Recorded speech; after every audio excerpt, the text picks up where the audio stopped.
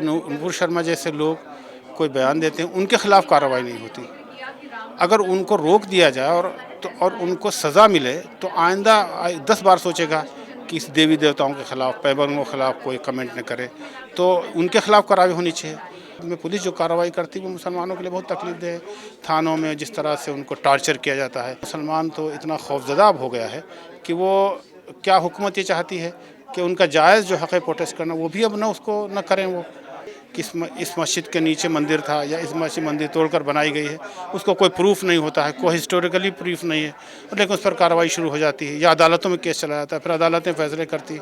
अयोध्या की मस्जिद का मसला रहा और बाबरी मस्जिद का या दूसरे और भी ऐसे फैसले हुए हैं जो कोर्ट से इत्मीनान नहीं है लोगों को। तो अब यही डर है कि हुकूमत का इतना असर कोर्ट्स पर अगर हो गया कि वो अपने मन मुताबिक फैसले करा लेंगे तो फिर इस देश का क्या होगा, हमें बहुत इसकी चिंता है। इस वक्त मैं मौजूद हूँ जमात इस्लामी हिंद में। हमारे साथ मोहम्मद अहमद हैं जो जमात इस्लामी हिंद के सेक्रेटरी है। जिस तरह से मुसलमानों के ऊपर लगातार हिंसा हो रही है, उसी सब चीज़ों को लेकर यहाँ पे एक प्रेस कॉन्फ्रेंस रखी गई। उनसे पूछे, सर, जिस तरह से मुसलमानों के ऊपर लगातार हिंसा बढ़ती जा रही है, उनकी मस्जिदों को तोड़ा जा रहा है, अभी फ़िलहाल मामला आ रहा है कुतुब मीनार का और ताजमहल का, तो इन सब चीज़ों को किस तरह से देखते हैं कि देश किस तरफ जा रहा है रोज़गार से हटकर? कुतुब मीनार मुसलमानों का नहीं है, ना ना ताजमहल उनका है, सबका है, देश का है ना। तो अगर देश के को गिराने की बात की जाती तो ये तो बहुत डिस्ट्रक्टिव का अप्रोच है ये। तो हम ये समझते हैं कि मुसलमानों को इस सिलसिले में हुकूमत को इस पर करना चाहिए। ये चीज़ें हमारी धरोहर हैं, और चाहे ताजमहल हो, कुतुब मीनार हो या बड़ी मस्जिदें हैं, वो भी तो उनमें वो स्टेटस को बरकरार रखना चाहिए। उनका स्टेटस को ही सलूशन है। वो 91 के सिलसिले में जो भी इमारतें हैं पुरानी, उनको वही उसी पर बरकरार, वो मस्जिदें हैं और ताजमहल है या लाल किला है, तो उनको उसी पर बरकरार रहना चाहिए। जमात इस्लामी हिंद का मुतालबा यही है कि 91 का जो स्टेटस को है वही सलूशन है इस प्रॉब्लम का। सर, जिस तरह से अभी नूपुर शर्मा का बयान आया और काफ़ी सारे लोग हैं जो बोलते हैं महिलाओं का रेप कर दो, लेकिन वो फिर भी ना वो उन्हें जेल होती और उन्हें छोड़ दिया जाता है, बल्कि जो और लोग हैं जो उनके खिलाफ प्रदर्शन करते हैं उनको पुलिस पकड़ लेती है, रिमांड में लेती है। तो क्या जो ये ट्रेंड बन गया है कि जो जितना ज़्यादा मुसलमानों के खिलाफ जहर उगलेगा उतना अच्छी उसको पोस्ट मिल जाएगी? असल में प्रॉब्लम यही है और हमारा चिंता का विषय हमारे लिए यही है कि नूपुर शर्मा जैसे लोग कोई बयान देते हैं, उनके खिलाफ कार्रवाई नहीं होती। अगर उनको रोक दिया जाए और उनको सज़ा मिले तो आइंदा 10 बार सोचेगा कि इस देवी देवताओं के खिलाफ, पैगंबरों के खिलाफ कोई कमेंट न करे, तो उनके खिलाफ कार्रवाई होनी चाहिए। अब देखिए, ये नेचुरल है। अगर मुसलमानों के पैगंबर के ख़िलाफ़ कोई गलत बात कोई कहेगा, कोई गलत कमेंट करेगा तो प्रोटेस्ट होगा, और प्रोटेस्ट करने का तो हमारा हक़ हासिल ही है। तो जब प्रोटेस्ट हो रहा हो तो पुलिस की ज़िम्मेदारी होती है कि उसको कंट्रोल करे और जहाँ तक उनको जाना है वहाँ तक ले जाए।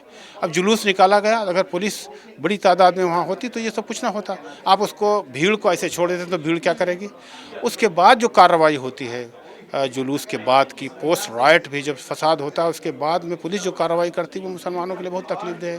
थानों में जिस तरह से उनको टॉर्चर किया जाता है, जेलों में जिस तरह जाता है, पुलिस जिस तरह कार्रवाई करती है, तो वो तो बड़ा ख़तरनाक और तकलीफदेह है मुसलमानों के लिए। ये रुकना चाहिए, वरना मुसलमान तो इतना खौफज़दा हो गया है कि वो क्या हुकूमत ये चाहती है कि उनका जायज़ जो हक़ है प्रोटेस्ट करना, वो भी अब ना उसको न करें वो।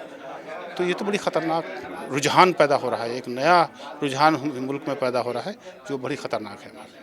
सर, जिस तरह से कुतुब मीनार के अंदर मुगल मस्जिद जो है, वहाँ पर जो शेर शाह उनके इमाम है, उन्होंने आरोप लगाया है कि मस्जिद में नमाज़ पढ़नी बंद हो गई। जो लोग ताजमहल के अंदर नमाज़ पढ़ते चारों उनको गिरफ्तार कर लिया जाता है। तो ये जो शुरुआत से चलती हुई आ रही हैं अपनी परंपराएं जो लोग मान रहे हैं, उनको कहीं ना कहीं ख़त्म करने की कोशिश की जा रही है। नहीं, 91 के कानून ने यही ख़त्म कर दिया था।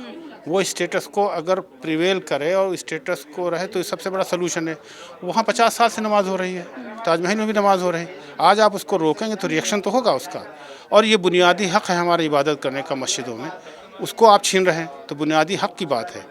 तो इस पर गवर्नमेंट को आगे बढ़कर करना चाहिए। अच्छा, इस तरह के मुतालबे बहुत होते रहे हैं कि इस मस्जिद के नीचे मंदिर था या इस मस्जिद मंदिर तोड़कर बनाई गई है, उसको कोई प्रूफ नहीं होता है, कोई हिस्टोरिकली प्रूफ नहीं है, लेकिन उस पर कार्रवाई शुरू हो जाती है या अदालतों में केस चला जाता है, फिर अदालतें फैसले करती हैं। तो इसके बजाय जो कानून आया ही था वो इसलिए कि उससे जो है ये मसले ख़त्म हो जाएं, मुल्क में प्रॉब्लम रहेगी, फसाद होगा, डिस्टर्बेंस होगा, पूरी दुनिया में बदनामी होती है।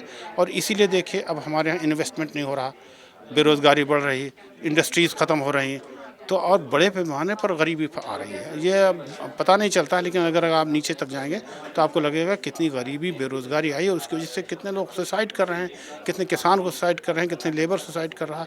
तो ये सब चीज़ें देखने की ज़रूरत है। नरेंद्र मोदी बोलते हैं, हमारे प्रधानमंत्री, कि उनकी जो अभी तक सत्ता रही है 8 सालों में, उन्होंने कोई भी ऐसा काम नहीं किया जिससे देश का अपमान हो।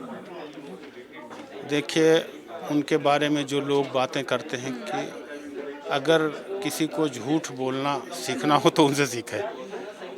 कोविड का ज़माना हो या अब तक जो कुछ हुआ है, जो कुछ देश ने 8 साल में फेस किया है, मैं नहीं कह रहा हूँ, बहुत से आर्टिकल्स लोगों ने लिखे, यहाँ के सोचने समझने वाले लोग कह रहे हैं कि देश की इमेज भी ख़राब हुई है, देश में बेरोज़गारी भी बढ़ी है, गरीबी बढ़ी, करोड़ों लोग, पहले 2 करोड़ बेरोज़गार थे, अब 4 करोड़ बेरोज़गार हो गए। ये तो हम नहीं कह रहे हैं ना, यहाँ के लोग कह रहे हैं, और वो कहते हैं नहीं सब कुछ ठीक चल रहा है। तो अगर वो बादशाह हैं और यहाँ के हुक्मरान हैं, जो चाहें कहें और मीडिया उनको छापता है, तो प्रॉब्लम यह है कि वो जो बोलते हैं वो सच बोलते हैं, ऐसा पेश किया जाता है।